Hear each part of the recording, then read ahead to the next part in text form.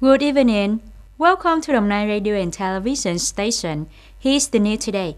On November 6th, Prime Minister Phạm Minh Chính, head of the National Steering Committee for COVID-19 Prevention and Control, chaired the 18th meeting of the Online Steering Committee with 63 provinces and cities. According to a report of the Ministry of Health, so far our country has recorded over 11.5 million cases. More than 10.6 million people recovered from the disease, 92.2%, and more than 43,000 deaths, or by 38%. At the meeting, Prime Minister Phạm Minh Chính said that the epidemic is still complicated, unstable, and difficult to predict. According to the Prime Minister, continue to put people's lives first, effectively implement the motto, flexible adapt, not be subjected, do not let the COVID epidemic return, implementation solutions on ensuring social security, social order and safety, promoting production and business according to the program on socio-economic recovery and development and the program on prevention and control of COVID-19 epidemic. According to statistics from Ministry of Industry and Trade, up to now, the proportion of Vietnamese goods in the domestic distribution system account for 80 to 90% of the distribution channel are market and convenience stores, and the proportion of Vietnamese goods also account for 60% and above. This shows that consumer perception has changed. Not only is the movement of Vietnamese people to prioritize using Vietnamese goods, but now Vietnamese goods have become an indispensable choice for Vietnamese consumers. However, at present, consumers still have to face the problem of foreign agricultural products distinct as Vietnamese agricultural products.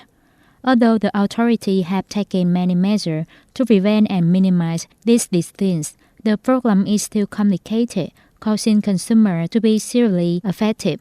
Therefore, according to the business, to improve the competitiveness of Vietnamese goods and increase the percentage of Vietnamese who give priority to using Vietnamese goods, buyers must first recognize and boycott foreign goods that affect Vietnamese goods. On November 6, the Front Working Committee of tiếng, Hamlet, Xuân Hiệp Commune, Xuân Lập District held the Ray National Loyalty Day. This is the Hamlet chosen by the Provincial People Committee as a place for the Ray National Unity Festival. At the festival, the delegates and people of tiếng Hamlet together reviewed the 92-year history of the Vietnamese fatherland French traditions and approved the result of the implementation of the campaign on People Unite to Build New Rural Area and Civilized City in 2022. The whole hamlet currently has more than 1,000 households, with more than 4,100 people. In the past year, people in the hamlet have always upheld the spirit of solidarity, striving to effectively implement the campaign on People Unite to Build New Rural Area and Civilized City. On this occasion, Vice Chairman of the Provincial People Committee, Nguyễn Xuân Hùng, presented flowers and a symbolic check of 10 million Vietnam dong from the Provincial Party Committee, People Council, People Committee, Vietnam Fatherland Fund Committee of the province to the typical residential area of tiếng Hamlet, at the same time giving gifts to typical households in the area. North Korea military said recently military exercise between South Korea and the United States were openly and dangerously provocative, the Korean Central News Agency reported on November 7.